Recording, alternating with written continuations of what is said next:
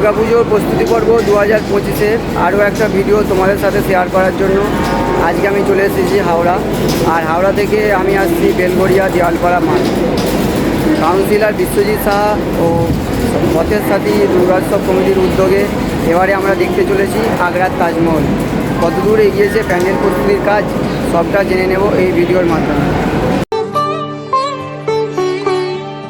উৎসবের অঙ্গনে আজ সবার আমন্ত্রণ, উৎসবের অঙ্গনে আজ সবার আমন্ত্রণ, উৎসবের শোভালোকে আজ আলোকিত মন, উৎসবের শোভালোকে। ফাইনালি আমি চলে এসেছি বেলঘরিয়া দেওয়ালপাড়া পুজো প্রাঙ্গণ।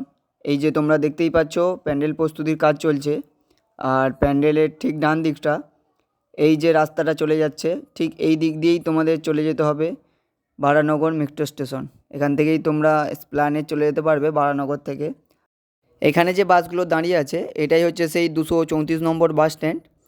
234 নম্বর বাস স্ট্যান্ডের ঠিক এই রাস্তাটা, এই যে এই দিকটা দিয়ে তোমরা চলে যেতে পারবে বেলঘরিয়া স্টেশন। চলো ভেতরে যাওয়া যাক এবং ভেতরে গিয়ে দেখা যাক প্যান্ডেল প্রস্তুতির কাজ কতটা এগিয়েছে। আজ আলোকিত মন, উৎসবের অঙ্গনে আজ সবার আমন্ত্রণ।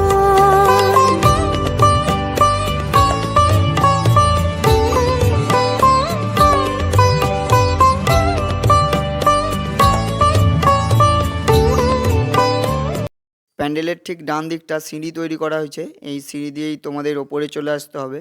এবং আমি যা দেখতে পাচ্ছি পুরো প্যান্ডেলটাই প্লাইবোর্ডের ওপর তৈরি করা হচ্ছে। প্লাইবোর্ডকে বিভিন্ন সাইজে কেটে দরজা এবং জানালা তৈরি করা হচ্ছে এবং তার উপরে পুট্টি করার কাজ চলছে।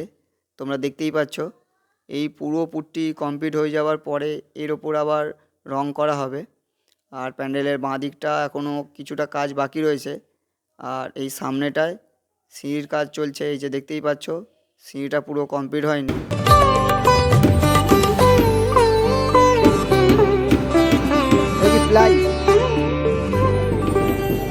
ধর্ম বর্ণ কিবা বয়সে সীমানা ছাড়িয়ে আজি প্রতি গৃহ কোন পর স্বজন নব সাজে উঠে সাজিয়ে।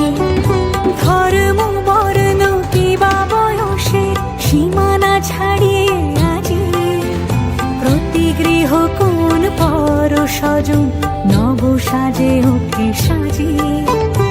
আকাশ নীলে